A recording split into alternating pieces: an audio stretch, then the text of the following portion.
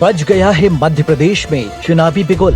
BJP Congress के साथ इस बार केजरीवाल और अखिलेश की पार्टी भी होगी चुनावी मैदान में।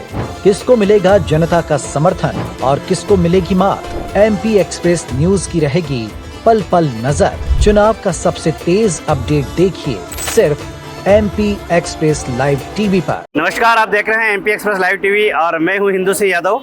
मध्य प्रदेश में चुनावी बिछात बच चुकी है। भाजपा कांग्रेस एक दूसरों पर आरोप लगा रही है। ये वो विधानसभा है जिन्होंने 2018 में निर्दलीय को मौका दिया था। इस बार फिर कहीं ना कहीं निर्दलीय कहीं ना कहीं मैदान में है।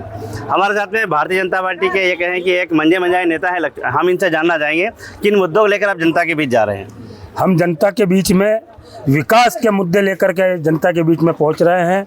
भारतीय जनता पार्टी ने बहुत विकास किया है और बहुत सारी योजनाएं बनाई गई है जो वास्तव में पब्लिक के बीच में लागू की गई है। जिस प्रकार से लाडली लक्ष्मी योजना, किसानों के लिए भी भावांतर योजना और समर्थन मूल्य पर खरीदी, बहुत सारे काम पब्लिक के लिए भारतीय जनता पार्टी की सरकार ने किए हैं। उन्हीं विकास के मुद्दों को लेकर के हम लोग जनता के बीच में वापस जनता का आशीर्वाद लेने के लिए आए हैं।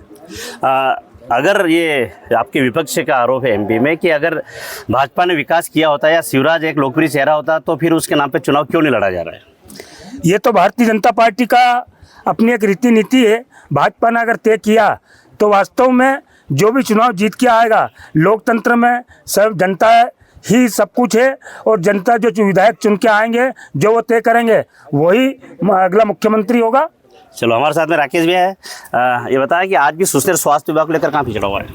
नहीं, पिछड़ा हुआ तो नहीं है, पर चूंकि एरिया बड़ा लगता है, मतलब गांव ज़्यादा लगते हैं, तो कहीं ना कहीं कुछ असुविधा रहती है हल्की। पर इस बार हम पूरी कोशिश करेंगे और बहुत सुधार किया भारतीय जनता पार्टी ने। ऐसा नहीं है अस्पताल, कांग्रेस के शासन में अस्पताल था ही नहीं। एक तरह से जो हम उप स्वास्थ्य केंद्र जो रहता है वो था ही नहीं। भारतीय जनता पार्टी के शासन में कहीं ना कहीं आज बिल्डिंग में भी तरक्की की है और जो जितने भी उपकरण हैं, चाहे एक्सरे मशीन हो, चाहे अन्य कोई जांच के साधन हो, सारी चीज़ें आज सुसनेर में उपलब्ध है। कहीं ना कहीं कुछ समय के लिए हो सकता हो किसी डॉक्टर के आने जाने से ट्रांसफ़र प्रक्रिया में कोई दिक्कत आई हो, अन्यथा सुसनेर का सामुदायिक स्वास्थ्य केंद्र उदाहरण है और बहुत अच्छा चल रहा है। अगर बात की जाए तो यहाँ के जो सुसनेर विधानसभा वो अपने राजस्थान बॉर्डर से जुड़ी हुई है, तो यहाँ पर के मेडिकल कॉलेज की क्या अभी तक सरकार का इस ओर ध्यान क्यों नहीं गया? क्योंकि बॉर्डर पे है जिला। नहीं, बिल्कुल, ये हम लोग है ना, जब भी अब नई सरकार का गठन होगा, हम निश्चित माननीय सीएम साहब से विधायक जी के द्वारा ये मांग रखेंगे कि आगर जिले में कहीं ना कहीं एक इस तरह की सुविधा दी जाए ताकि यहाँ का जो पढ़ने वाला बच्चा है वो कहीं ना कहीं अपने भविष्य को बनाने के लिए और प्रेरित हो। इस तरह से हम लोग ये चाहते हैं कि सुसनेर तो ठीक है, पर आगर जिले में कहीं ना कहीं आपके द्वारा रखी हुई बात का हम समर्थन करते हैं और निश्चित आने वाले भविष्य में मेडिकल कॉलेज रहेगा आगर जिले में। हमारे साथ में जनपद सदस्य हैं बाबूलाल जी। हम इनसे जानना चाहेंगे, ये आगर जिला कहीं ना कहीं संतरे को लेकर जाना जाता है, अभी तक फूड प्रोसीडिंग नहीं। फूड प्रोसेसिंग की मांग जो है माननीय विधायक जी ने शिवराज सिंह से रखी है और अपने ज़िले में निश्चित रूप से फूड प्रोसेसिंग का कार्य होगा।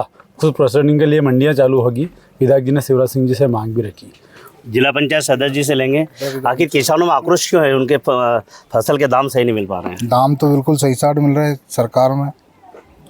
फिर आंदोलन क्यों है किसानों का? कहाँ करा आंदोलन किसानों ने अभी तक? अगर कृषि उपज मंडी में देखो अब आए दिन होता है। नहीं, हमारे यहाँ तो कहीं भी नहीं हुआ। चलो, हमारे साथ में मंडल अध्यक्ष हैं और काफ़ी ऊर्जावान है, हमेशा सक्रिय रहते हैं। सर, इस बार भारतीय जनता पार्टी से 2018 में कहाँ चूक हो गई थी जो उनका प्रत्याशी को तीसरे नंबर पर जाना पड़ा? इस बार क्या है?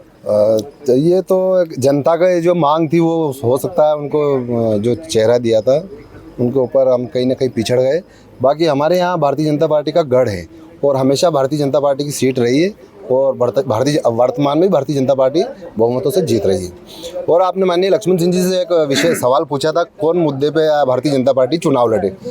आदरणीय, मैं आपके चैनल के माध्यम से कहना चाहता हूँ कि हमारे पास हम मुद्दे पे चुनाव नहीं ले रहे, हम जो विकास करा उस विकास को जनता तक पहुँचाए, यही हमारा मुद्दा है। और सही तरीके से अगर पहुँच जाए तो हमें कोई मुद्दे बनाने की कोई आवश्यकता ही नहीं है।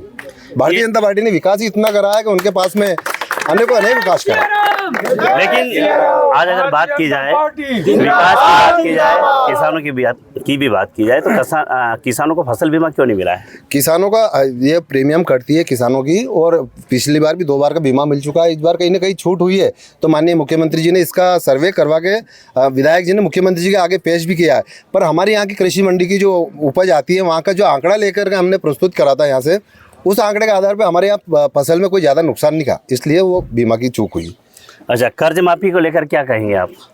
ये तो किसानों को एक झांसा देना है। कर्ज माफी क्या, किसान यूँ सक्षम है हमारी, अगर सही साठ खेती हो जाए, हम सही दाम मिल जाए किसान को, तो हमें कर्ज माफी कोई आवश्यकता ही नहीं है। तो सही दाम कौन देगा साहब? दोनों जगह आपकी सरकार है, यही तो नहीं तो हो रहा है ना, दिन पे दिन प्रगति हो रही, जैसी फसलें बढ़ रही है उसके दाम भी वैसे बढ़ रहे हैं। वो एक समय था कि हमारी सोयाबीन 2500-2600 बिकती थी, आज हमारी सोयाबीन मंडी में 5000-5500 बिक रही है। वही तो है ना।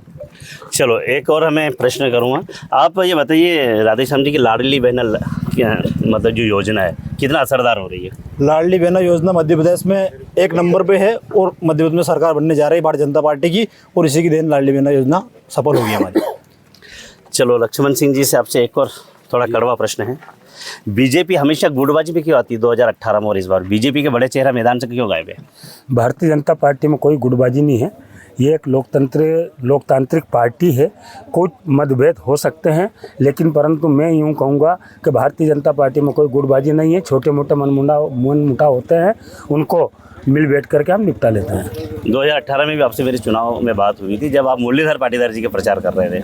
जब भी हमने आपसे ये प्रश्न किया, बीजेपी के बड़े चेहरे कहाँ गायब है? कितने पूर्व विधायक हैं, वो कहाँ चुनाव प्रचार में लगना चाहिए कि नहीं उनको?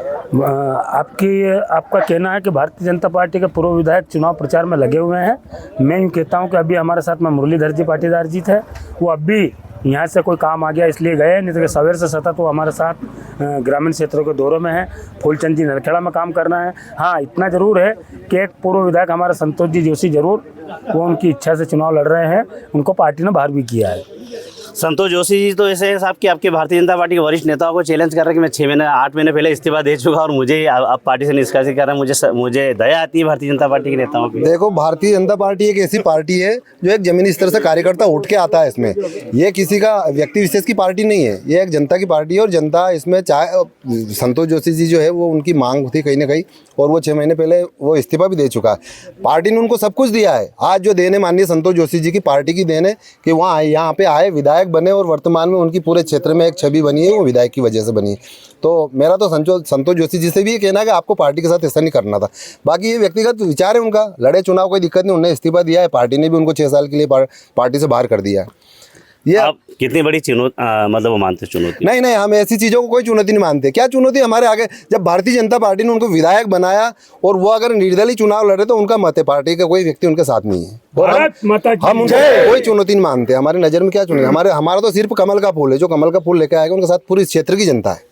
आज जो ये जनता दिख रही है आपको, ये माननीय राणा जी की जनता नहीं, ये भारतीय जनता पार्टी एक घर घर से बच्चा निकल के आया है, ये भारतीय जनता पार्टी के लोग हैं सारे। ये सज्जन सिंह जी हैं। अभी हम एक और लक्ष्मण सिंह जी से लेंगे। किसान एक नरेंद्र सिंह जी तोमर के जो लड़के, उनके 100 करोड़ की जो लेन देन का मामला है, वो कहीं ना कहीं पूरे देश में एक चर्चा का विषय बना हुआ है। क्या है, एक कृषि मंत्री का लड़का 100 करोड़ की रिश्वत मांग रहा है, वो क्या मामला है? ये सब विरोधी दल जो है, कांग्रेस पार्टी और जितने भी भारतीय जनता पार्टी के विरोधी दल हैं, उनकी एक सोची समझी रणनीति के तहत एक बदनाम करने का, एक बड़ा नेता को बदनाम करने की एक ये बहुत बड़ी साजिश है। ये सब गलत है, और मैं तो यूँ कहूँगा कि जो आरोप लगाए गए वो सब बेबुनियाद है। ये थे हमारे साथ में सुसनेर के ये कहें कि भारतीय जनता पार्टी के एक मजबूत स्तंभ, जिन्होंने सभी अपने अपने अलग अलग सवालों पर अपना पक्ष रखा। आप देखते रहिए MP express live TV Hindu Singh Yadav के साथ, अगली चौपाल के साथ।